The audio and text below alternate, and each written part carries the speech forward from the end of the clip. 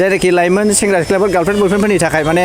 बेवहाय बार्थडे पार्टिफोर खालामफैनो हागोन आरो जेरावबा कन्टेक्ट नाम्बार होनाय दंखायो कन्टेक्ट नाम्बाराव खबर लाहरनानै बार्थडे पार्टिफोर खालामफैनो हागोन आरो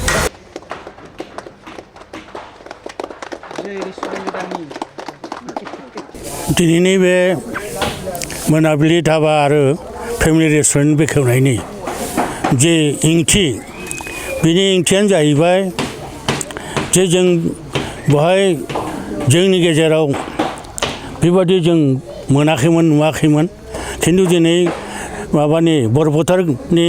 राजा बसुमतारिया जे उद्योग लादों बे उद्योगा भबिष्यतनि थाखाय जे मोनसे जोंनि समाजनि शान्ति सम्प्रिति मोनसे लाबोगोन होननानै आं सानो आरो बे जेसेबां मिथिदों बिनि उनाव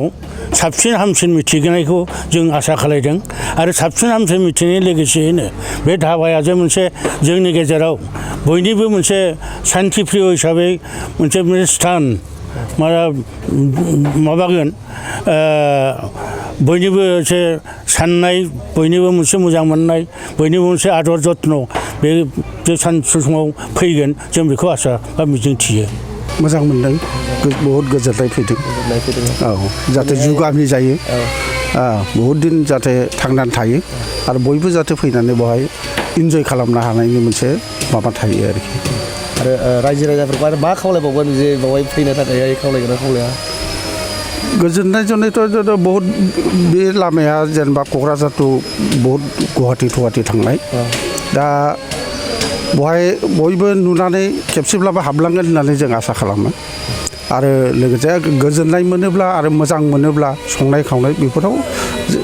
माने बयबो हाबनो सुबिदा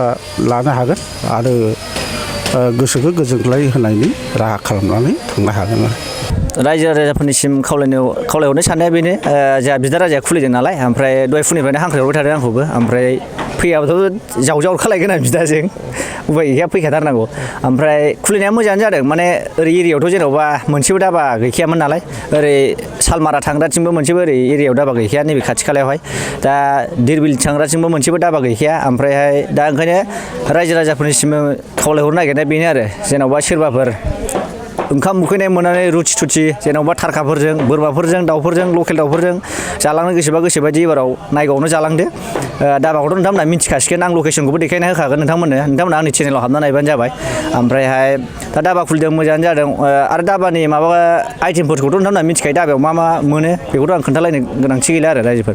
ओमफ्रायहाय दा दाबा बिदा राजाया दाबा खुलिनानै गोसोखौ ओरैबायदि मोजां मोनदों आरोखि जेन'बा जोंनि जायगायावबो बेफोरबायदि दाबा थाबाय नालाय मोनसे दा गोसोफ्रा हेपि मोनबाय दा ओरै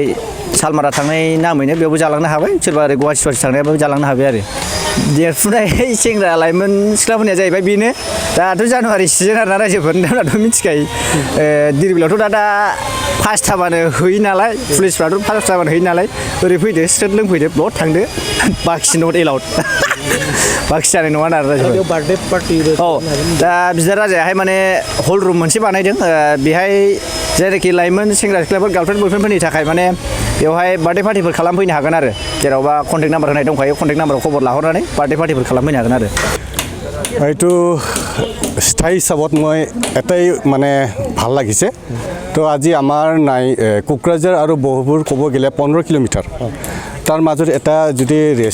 ৰেষ্টুৰেণ্ট খুলিছে বা ধাবা খুলিছে আজাদ বসুমতাৰীয়ে সেইটো আমি ধন্যবাদ দিব লাগিব কাৰণ ইমান ডিষ্টেঞ্চত যোৱাত মানে লং জাৰ্ণিং যিবিলাকে কৰে ক'তবা যে বহি তেনেকৈ এটা ভাল ৰেষ্ট ল'ব তেনেকুৱা কোনো ঠাই নাই আমাৰ তাতে ইমান ডিষ্টেঞ্চত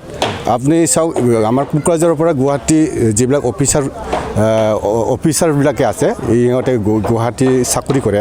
তো যাওঁতে ইহঁতে ক'তবা যে ৰেষ্টুৰেণ্ট মানে তেনেকৈ এটা অলপ মানে পানী খাই যাব বা ৰেষ্ট লৈ যাব তেনেকুৱা সুবিধা নাছিল